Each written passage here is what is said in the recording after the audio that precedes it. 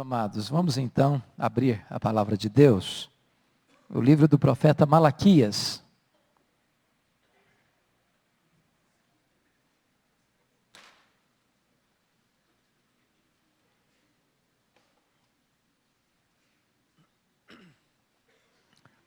Profeta Malaquias, capítulo 3, versos 6 a 12.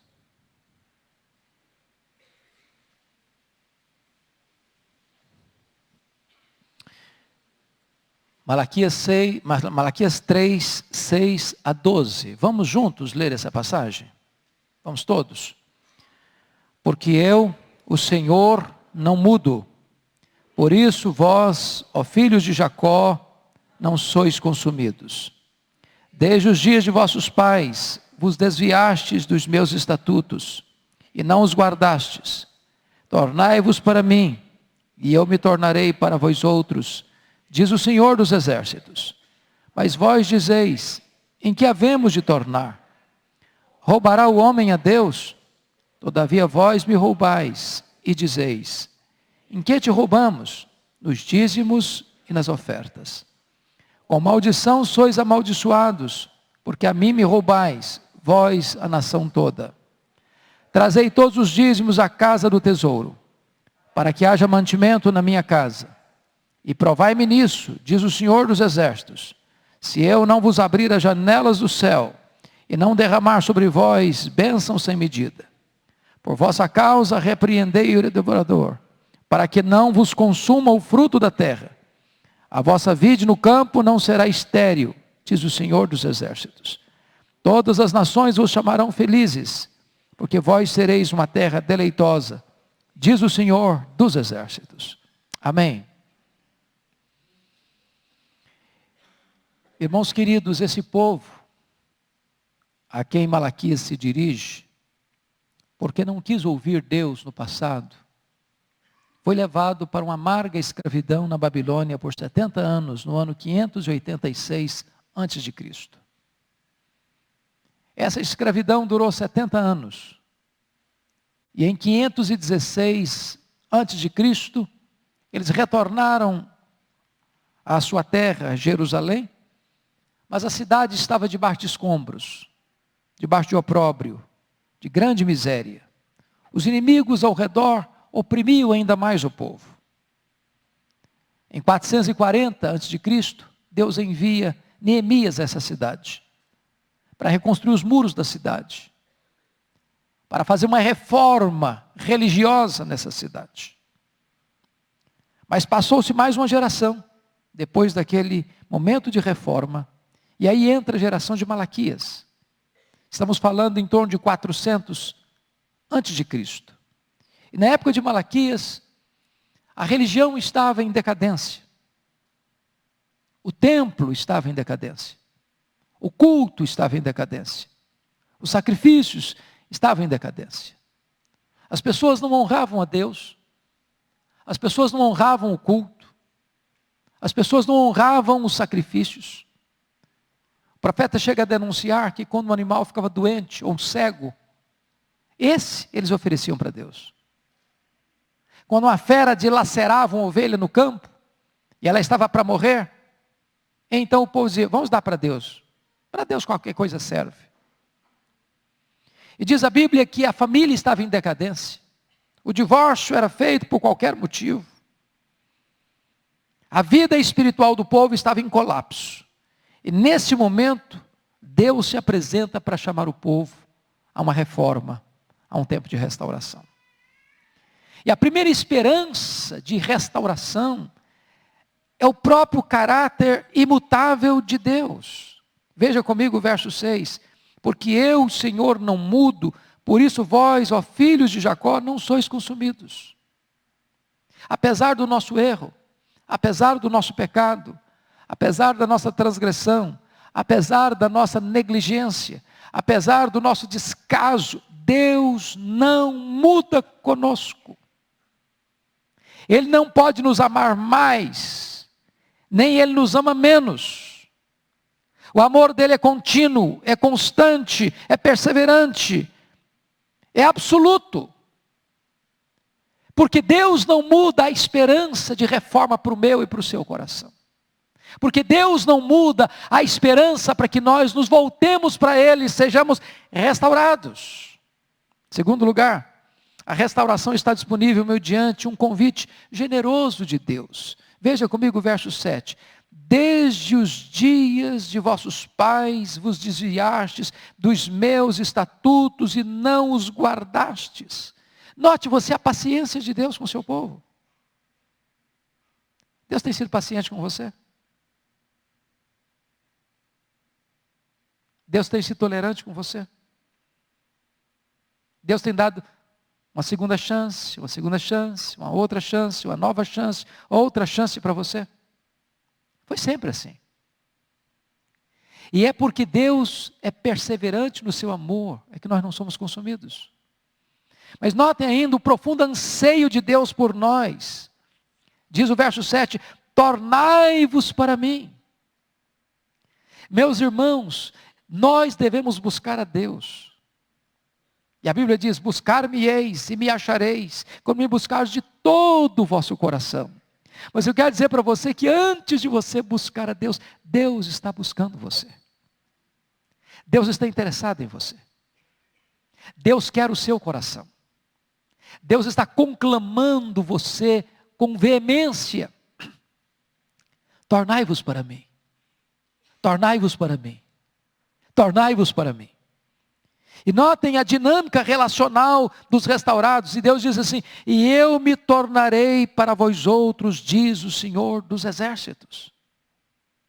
É quando você busca Deus, que você encontra Deus. Quando você se volta para Ele, você nota que Ele já estava se voltando para você. Quando o filho pródigo voltou para casa, o pai já o aguardava para abraçá-lo, beijá-lo e promover uma grande festa da sua restauração. Mas é triste você perceber no finalzinho do verso 7, que diante de um convite tão generoso, o povo pergunta, mas vós dizeis, em que havemos de tornar? Pior do que o pecado é não reconhecê-lo. Pior do que a dureza de coração é não pensar que há dureza de coração. Pior do que não experimentar uma reforma é achar que não precisa de reforma. É se contentar com o status quo. É dizer, não, eu estou muito bem. Eu não preciso de mudança. Eu não preciso de restauração. Eu estou muito bem na fita. A minha vida espiritual já está em grau superlativo, não precisa melhorar. O povo é chamado a voltar, mas acha que não precisa voltar. Mas eu quero dizer para você, meu irmão, em terceiro lugar, que a restauração passa por uma volta também de fidelidade a Deus nas ofertas. E eu quero conclamar você a entender esse princípio divino, porque Deus não está interessado em dinheiro. Ele é o dono do ouro e da prata. Primeiro, Deus quer o coração. Note você, tornai-vos para mim. Deus quer o coração. Quando eu penso em contribuição na igreja, em dízimos e ofertas, se eu não entender que Deus quer o meu coração, não vai adiantar. Porque primeiro vem o coração, depois o bolso. Primeiro o coração se torna para Deus, e quando o coração se torna para Deus, o bolso também se torna para Deus. Fidelidade a Deus nos dízimos, sem voltar o coração para Deus, gera farisaísmo, legalismo. Fazendo o dízimo um amuleto. Deus quer o seu coração. E quando você volta com o seu coração para Deus, então tudo que você é, tudo que você tem, estará no altar de Deus, para serviço de Deus. Mas hoje, irmãos, é curiosíssimo isso. Quando você fala que você crê na doutrina bíblica do dízimo, e coloca isso, por exemplo, numa rede social, chove em cima de você as críticas as mais desairosas, chamando você de herege para lá.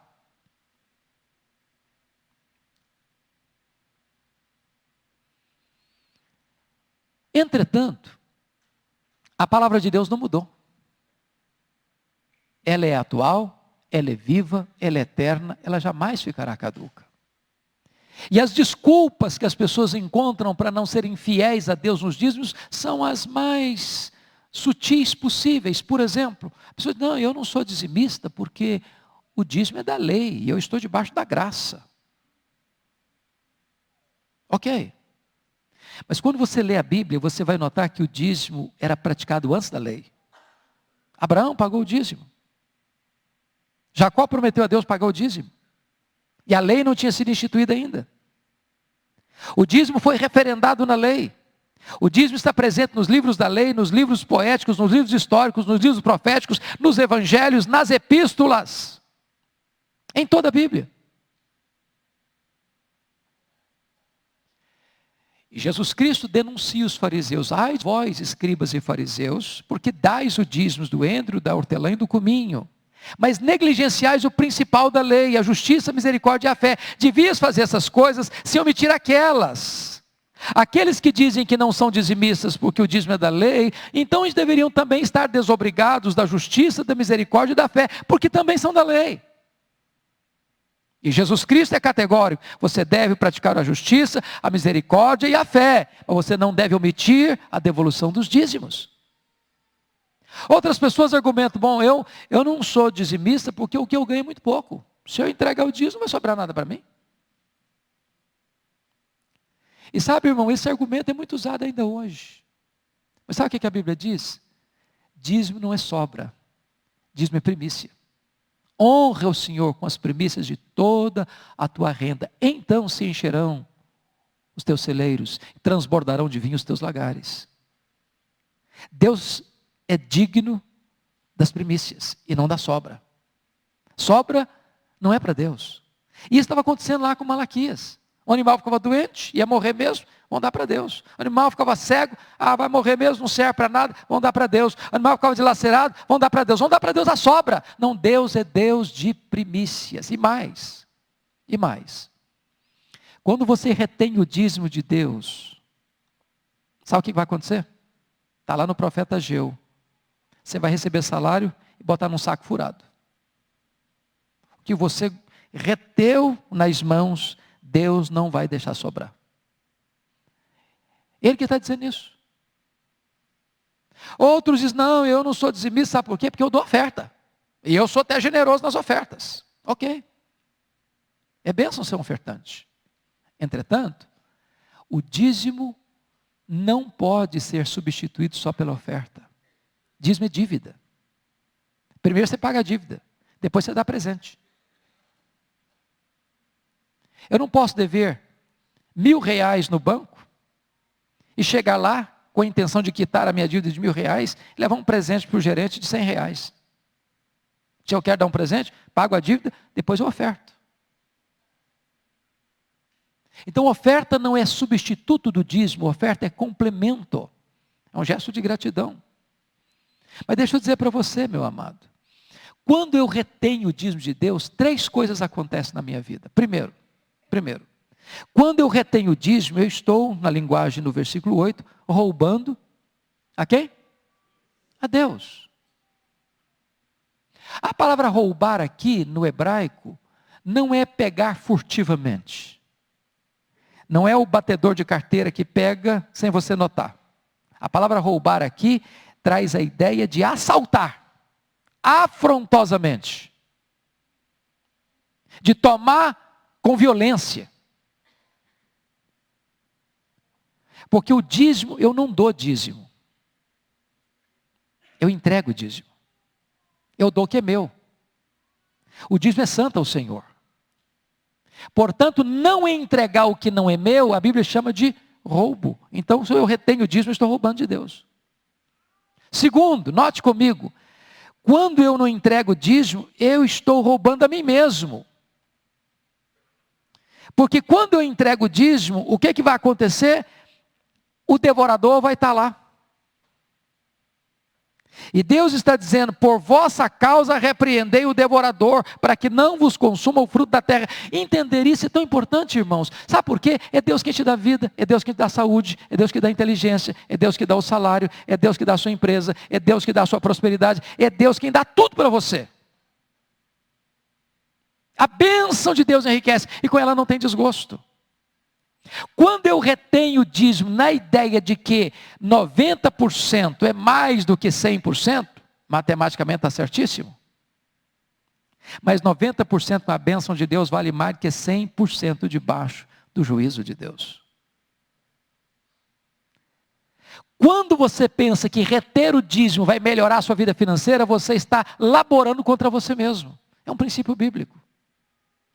Terceiro lugar, quando você retém o dízimo, além de você roubar de Deus e de você mesmo, você rouba o próximo. Porque nota você, versículo 12: todas as nações vos chamarão felizes, porque vós sereis uma terra deleitosa, diz o Senhor dos Exércitos. Quando a igreja é fiel a Deus, essa igreja se torna uma igreja abençoadora para as nações. Quanto da obra missionária, irmãos, deixou de ser feita porque os dízimos são retidos? Quantas pessoas deixaram de ser alcançadas porque os dízimos foram retidos? Quantos templos deixaram de ser construídos porque os dízimos foram retidos? Quantas Bíblias deixaram de ser distribuídas porque os dízimos foram retidos? Quando a igreja entrega o que é de Deus, a obra de Deus avança no tempo de Deus, da forma de Deus, para a glória de Deus. Mas notem uma coisa: há alguns perigos que você e eu precisamos tomar muito cuidado nessa questão aqui no texto. Primeira coisa que a Bíblia me orienta para eu não cometer o erro é reter o dízimo.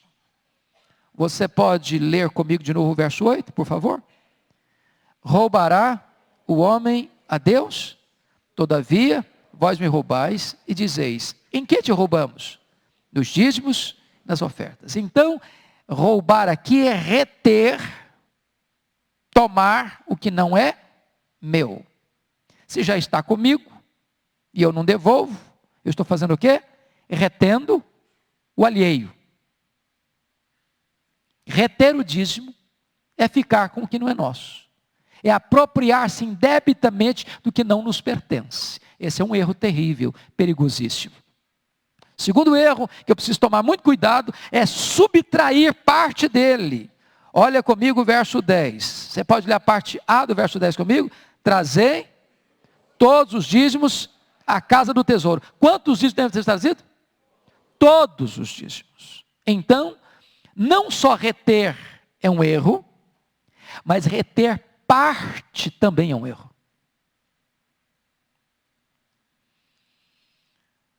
Deus conhece quem é você, Deus conhece o seu coração, Deus conhece quanto você ganha, Deus conhece quando você faz o cheque do dízimo. E Deus sabe se você está botando um valor aquém do que é o de Deus. A nossa igreja, graças a Deus, não é daquele tipo de igreja que fica investigando a vida de ninguém para dizer: não, você não entregou, não. Não compete ao tesoureiro da igreja, não compete ao pastor da igreja, não compete ao conselho da igreja fazer essa análise da sua consciência com o seu Deus. Terceiro erro, é o erro de administrar o dízimo. Vamos voltar de novo no verso 10? Vamos juntos? Trazei todos os dízimos à casa do tesouro, para que haja mantimento na minha casa. Então note agora. Trazer para onde? A casa do tesouro. Irmãos, lá na antiga aliança tinha um templo que era centralizado. Tinha os sacerdotes, tinha os levitas, tinha os sacrifícios, tinha necessidade de ajudar os pobres. E todos esses recursos eram colocados ali à disposição dessa causa. Se lá na antiga aliança, onde tudo era centralizado, precisava dos dízimos, quanto mais hoje, em que a igreja é descentralizada para alcançar as nações da terra. Mas trazei todos os dízimos à casa do tesouro. Em outras palavras, Deus me manda entregar, mas Deus não me nomeia como administrador do dízimo. Ele me manda entregar na casa dele. É onde eu frequento, é onde eu participo, é onde eu sou membro, onde eu sou alimentado, onde eu sou pastoreado, onde eu sou cuidado, é aí. Em outras palavras, eu também não posso frequentar aqui e pagar o dízimo na outra igreja. É a mesma coisa você ir lá no McDonald's, comprar um lanche lá e pagar o lanche no Bob's. Ué, você vai pagar onde você pegou o lanche. Tem irmão que, não, pastor, eu sou dizimista sim, mas eu faço o seguinte, eu entrego 5% na igreja, 2% eu mando para o missionário que trabalha com os índios, 1% eu entrego para os pobres na creche e tal, e os outros 2% eu entrego para as pessoas que eu acho que eu devo ajudar. Ok, você pode e deve ser generoso, mas você não foi constituído juiz nem administrador do seu dízimo. O dízimo é de Deus, você entrega na casa de Deus. Agora, se você quiser, além do dízimo, ajudar fulano, beltrano, ciclano, glória a Deus por isso. Mas você não pode administrar o que não é seu. Quinto problema do dízimo: subestimar o dízimo. Olha o que está aí no versículo de número 8. Roubará o homem a Deus? Todavia vós me roubais e dizeis, em que te roubamos? Nos dízimos, nas ofertas. Sabe o que eles estão pensando aqui, essa geração? Mas isso é tão pequeno. Isso é um detalhezinho sem relevância. Mas eu posso ser um crentão e não ser dizimista. Mas eu posso ter uma vida espiritual robusta e não entregar dízimo. Então o que estava acontecendo com essa geração? Eles estavam subestimando a importância desta verdade. Quinto erro que é possível cometer em relação ao dízimo é superestimar o dízimo.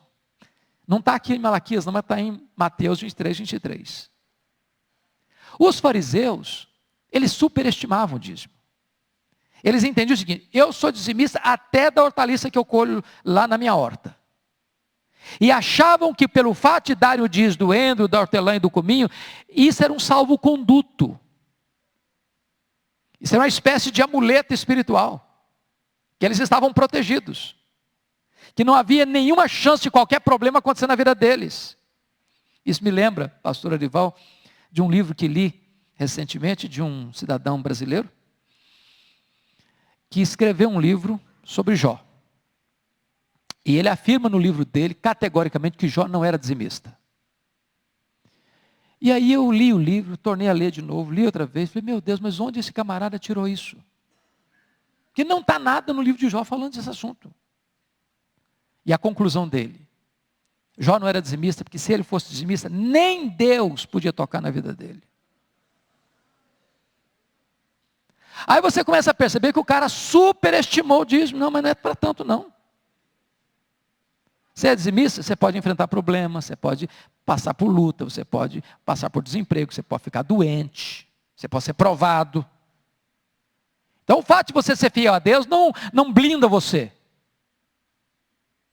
Não torna você uma pessoa acima do bem e do mal. Os fariseus estavam superestimando o dízimo e negligenciando o principal da lei, que era a misericórdia, a justiça e a fé. Mas notem comigo, irmãos, que Deus não apenas adverte, Deus faz promessas para aqueles que são fiéis. Primeira promessa de Deus, confira comigo aí, por gentileza, o que está escrito no versículo de número 10. Você pode ler comigo mais uma vez? Trazei todos os dízimos à casa do tesouro, para que haja mantimento na minha casa. E provai-me nisto, diz o Senhor dos Exércitos, se eu não vos abrir as janelas do céu e não derramar sobre vós bênçãos sem medida. Você sabe que lá no Antigo Testamento, as bênçãos eram traduzidas em questões materiais. Hoje nós já somos abençoados com toda a sorte de bênção espiritual em Cristo Jesus nas regiões celestes. Deus que é dono da economia, Deus que é dono do ouro e da prata, Deus que é dono da sua vida, Deus que é dono do seu coração, Deus que é dono da casa que você mora, da empresa que você tem, do salário que você recebe, Deus que é dono de tudo, está dizendo o seguinte: se você for fiel a mim, eu vou abrir as janelas dos céus sobre a sua vida.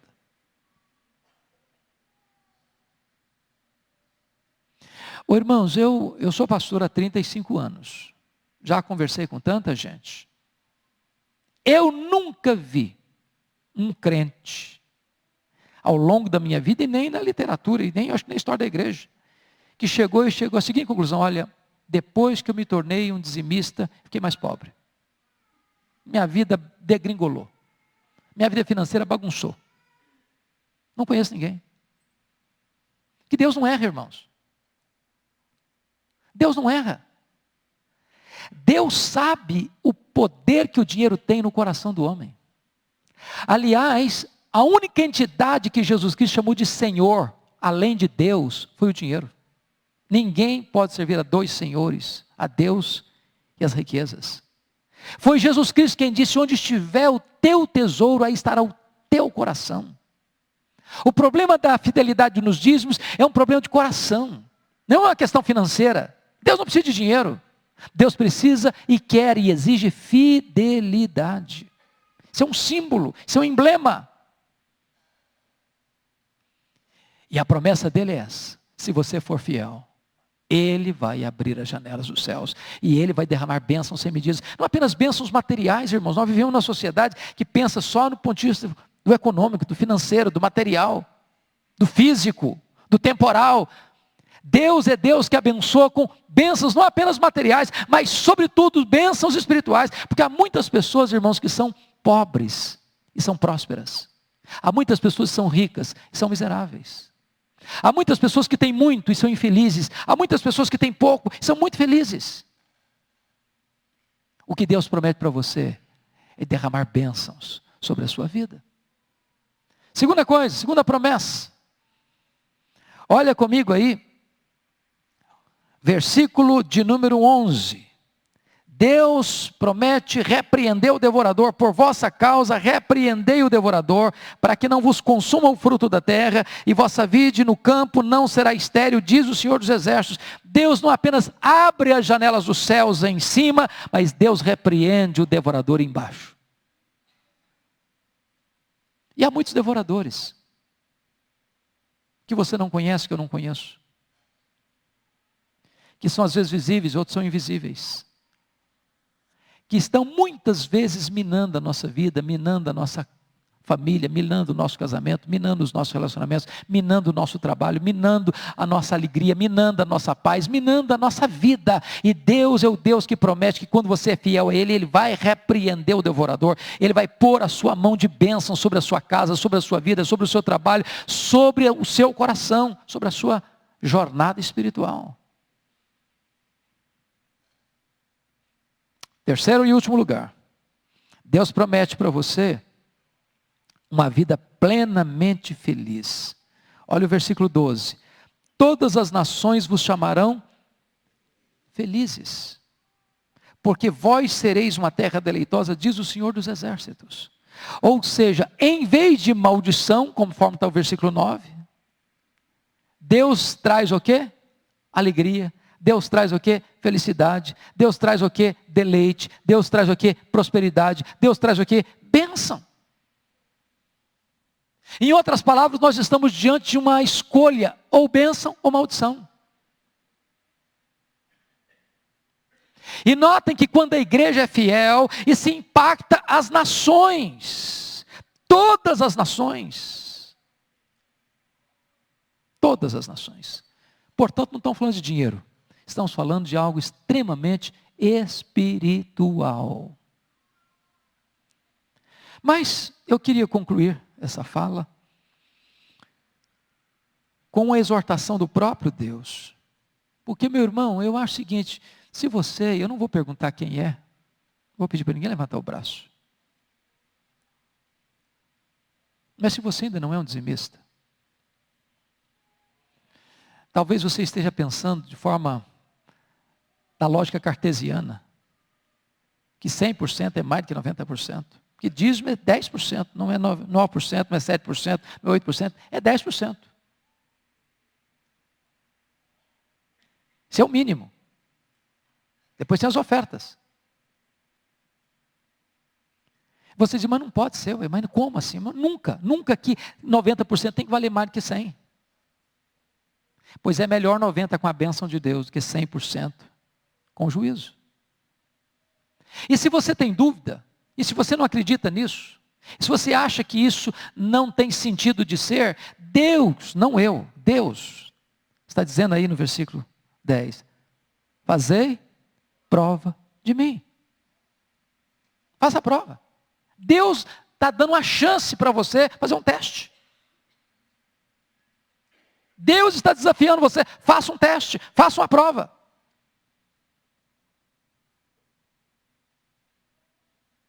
E eu vou dizer para você que Deus não falha, que Deus não decepciona, que Deus não frustra, que Deus não permite que a sua palavra caia por terra.